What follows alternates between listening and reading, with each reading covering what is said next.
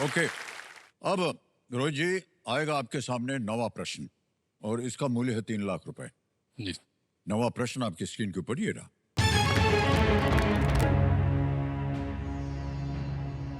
मध्य प्रदेश उच्च न्यायालय की मुख्य पीठ कहां स्थित है? Where is the principal seat of the Madhya Pradesh High Court located? Options: A, Indore, B, Bhopal, C, Jabalpur, or is it D, Gwalior?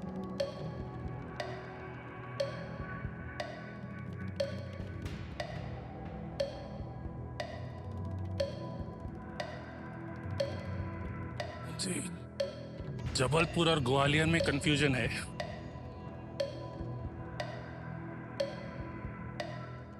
I'll use a lifeline. Okay, कौन सी? शांत हो जाइए। ऑडियंस को ऑडियंस पोल को अंकित कर दिया जाए। ये ऑडियंस पोल की सहायता मांग रहे हैं ऑडियंस, और आपका समय शुरू होता है अब।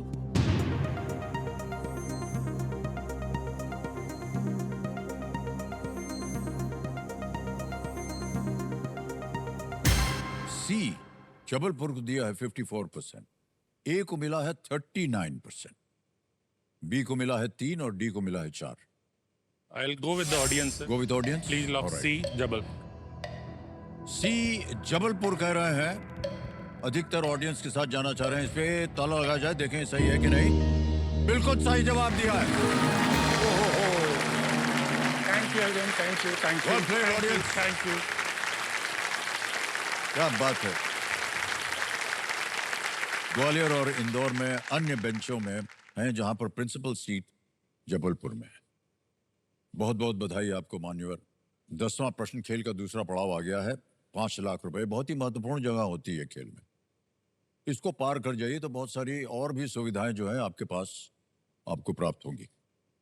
10वां प्रश्न 5 लाख रुपए और आपकी स्क्रीन के ऊपर ये रहा।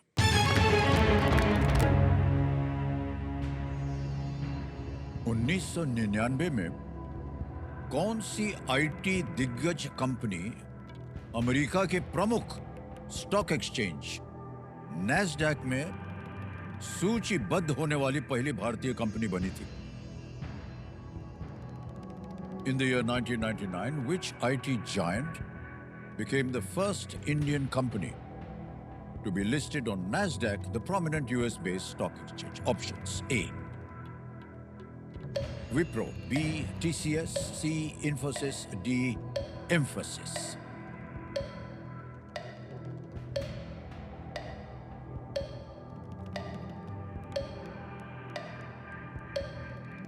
मोस्टली इन्फोसिस है सर, बट कंफ्यूजन है।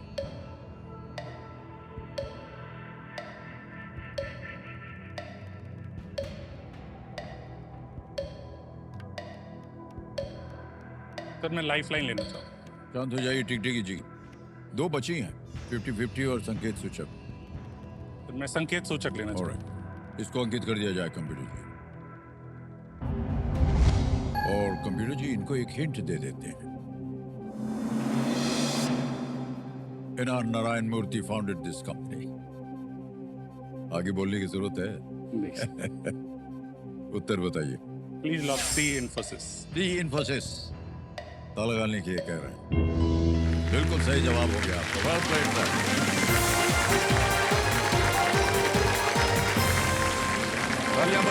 के लिए एक चेक आ रहा है 5 लाख रुपए का। Well done sir.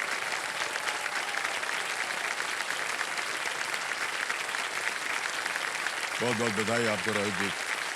5 लाख रुपए आपने जीत लिए हैं।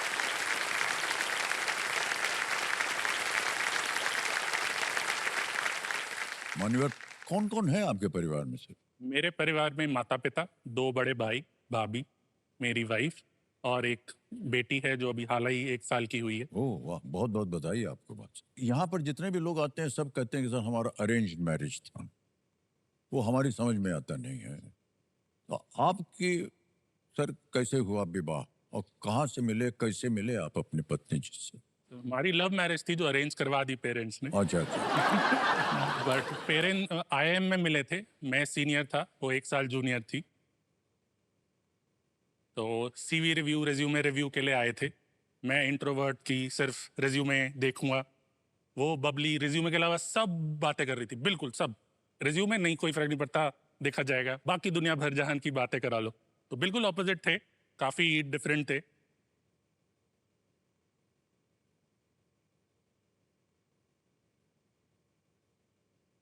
तो मुझे लगा ये तो सीरियस नहीं है, बट जैसे जैसे टाइम बढ़ा हमने बातचीत और की।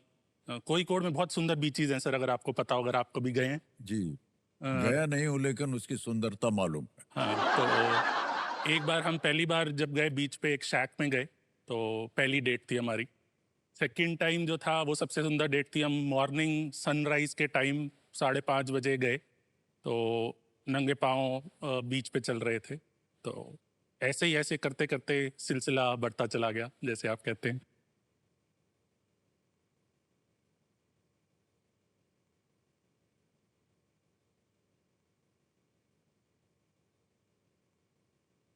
तो आज भी साथ है, उन्हीं के साथ बेटी हुई। ये बोलना जरूरी था कि उन्हीं के साथ बेटी हुई।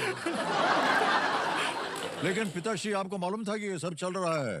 जी नहीं, मालूम नहीं था। नंगे पांव घूम रहे हैं बीच पे। नहीं, ये तो हमने तो सोचा था बेटा पढ़ाई के लिए गया हुआ है। हाँ, और कन्वोकेशन के टाइम बुलाया गया था पेरेंट्स को भी, तो मैं वहाँ पहुँचा तो डिग्री लेने के बाद इन्होंने इंट्रोड्यूस करवाया कि ये मिलिए इनसे।